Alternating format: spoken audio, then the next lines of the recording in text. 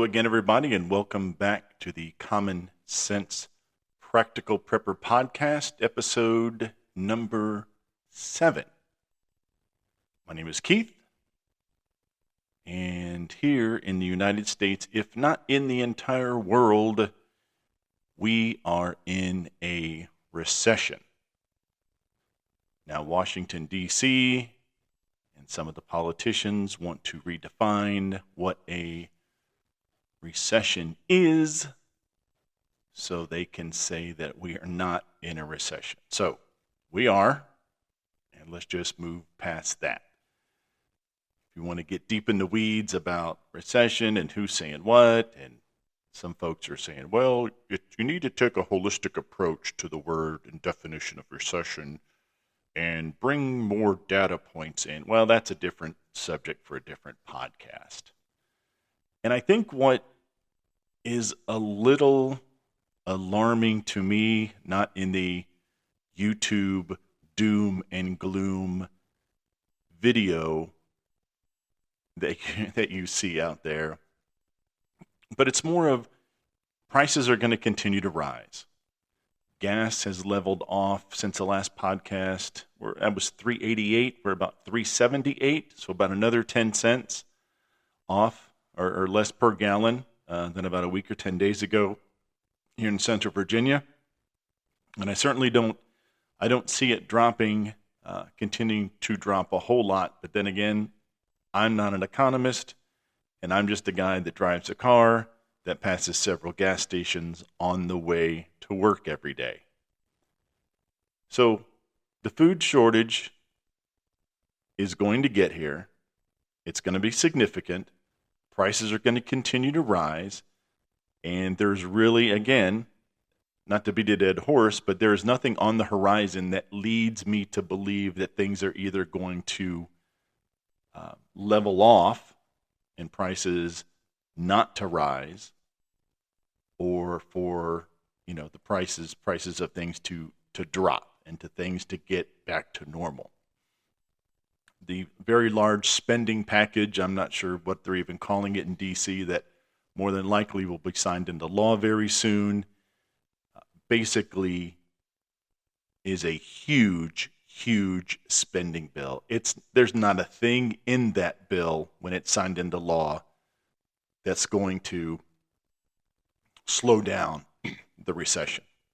So then we have a thing called stagflation, which is inflation, and then that basically continues to fester. So it's inflation that just continues to move forward without any checks. There's nothing really to check it for it to stop. So with the continuing rise of prices, inflation continuing to rise, it's nearing 10%, depending on who you're looking or listening to or watching on TV. The government might be cooking the books a little bit. Some folks say it's 12, 14, 18, as high as 21% in some areas. So as the food shortage continues to take hold, as prices continue to rise and inflation continues to rise, I've wondered many times what this really looks like when it comes to a significant food shortage. Is it you go into Walmart on a Wednesday and all of a sudden there's no corn? You go into Kroger the next day and there's no milk? Or do you see like a gradual, shrinkage of the number of items and the selection? So there's not as much different types of bread. So, there's less wheat bread. Oh, weren't there hamburger buns or hot dog buns over here in this section? Or wait a second, where's my favorite brand of ketchup? Or, geez, the dairy case looks a little light this week. So I really don't know what this is going to look like when it gets here. And another thing that's really disturbing is, and again, if I put on my tinfoil hat here for a second and be a conspiracy theorist or whatever you want to call it, but it just seems like there's so many people walking around with their head in the sand, totally oblivious to what's going on. Of course, crime is up and all the economic indicators. There's no redeeming qualities in what's going on. And had discussion with friends and coworkers not too long ago. Today's society is a society of instant gratification, i.e., TikTok and all the other social media things. Instagram, you're going to post pictures of your food and pictures of your clothes, all for just a like. And to me, it's kind of like it's instant gratification, or it's like social validation. I'm going to post a video of me dancing or whatever they do on TikTok. I heard TikTok challenge of you hit somebody in the face with a tortilla and you spit water on them. Now, mind you, the world's going to hell in a handbasket, but so let's go out and spit water on people and throw tortillas at them, because that's going to pay the bills. And when the poop hits the fan, I can always go back to my TikTok videos and watch me throwing tortillas at people. And I don't know if people just don't understand what's going on, or they just don't care, or, oh, I'll figure it out later, which causes concerns with me on so many levels, because myself and others are trying to prepare for a significant food shortage or a price increase. I keep using corn for an example. So when corn gets up to, I don't know, $1.50 a can, I can be like, I'm not paying that. And then there's all the TikTokers and the Instagrammers going, crap, I can't afford $1.50 can of corn. How am I going to get to work at $8 a gallon? Geez, maybe I should have paid attention to what's going on in the world for the last 12 months. What am I going to do? It's just really weird. And, I just, and maybe it's me. Maybe I'm just Mr. Doom and Gloom, and, everything's going to be an absolute disaster. But at least I have the peace of mind that if something was to happen, well, it's going to happen. But if this continues on, and depending on the severity, I have a plan in place. So depending on the severity, either I dip into my preps a little bit, or I dip into my preps a lot. Regardless, if nothing happens and we wake up tomorrow and gas is $1.50 a gallon, and Russia pulls out of the Ukraine, and all of a sudden everything's lollipops and rainbows, all I know is I have a lot of food that I need to eat. So over the next few years, I tell you what, folks, it's tuna fish, Vienna sausages, and pancakes. We're going to have a Vienna sausage pancake spam breakfast bar at the end of my driveway.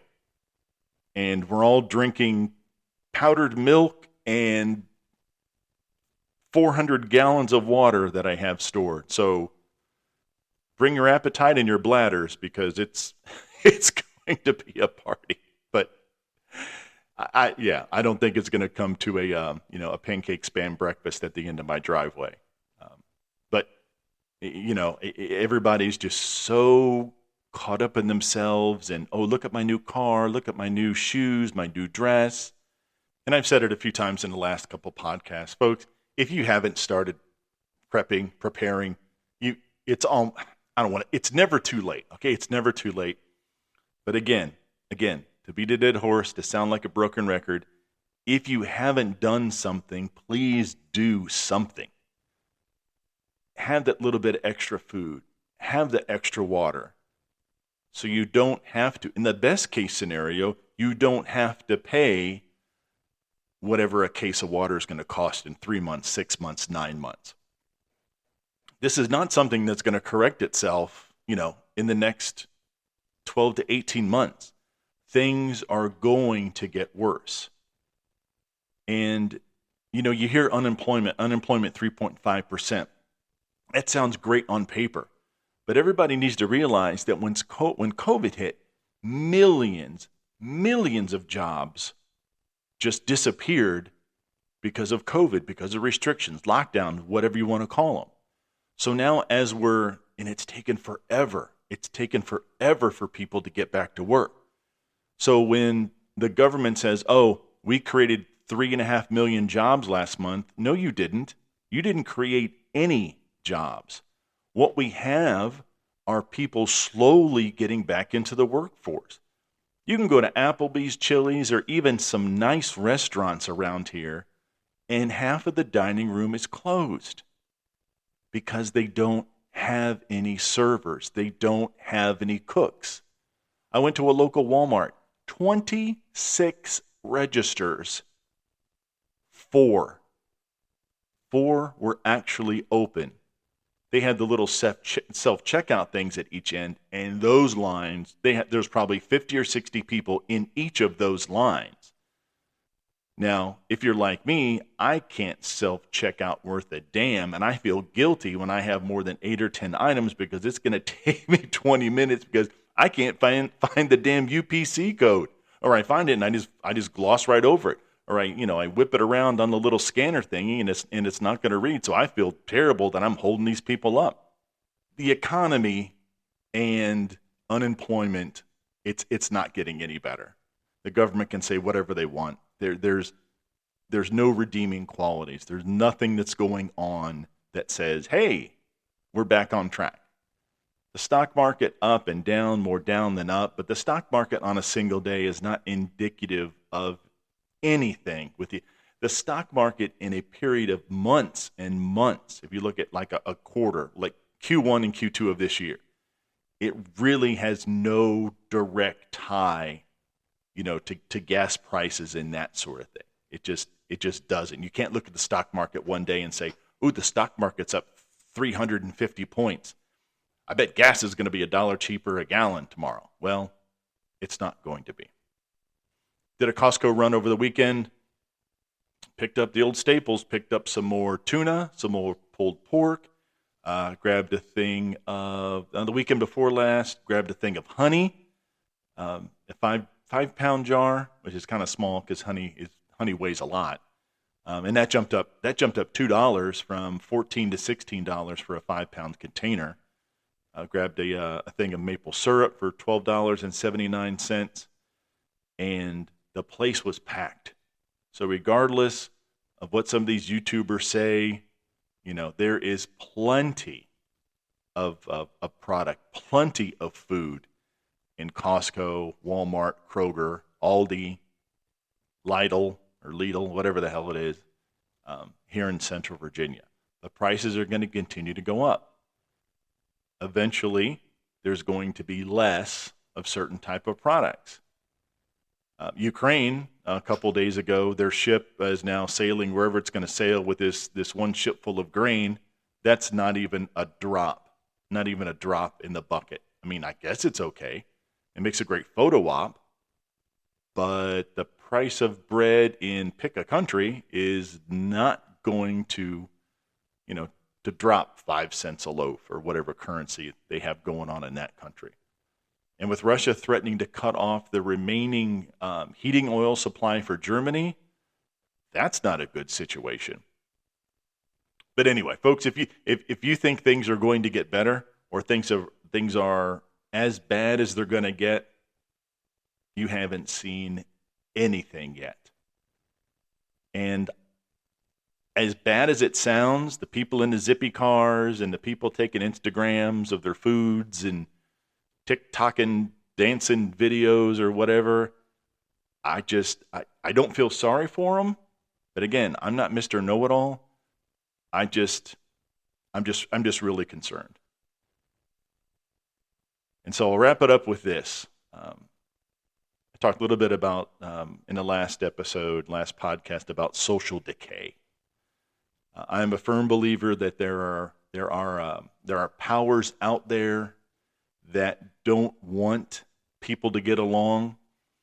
The more conflict, the more strife that you cause between races, genders, whatever, political affiliation, the more chaos and the more friction you cause between groups, some groups, all groups, even folks within a certain group, the less they are to actually be paying attention to what's really going on.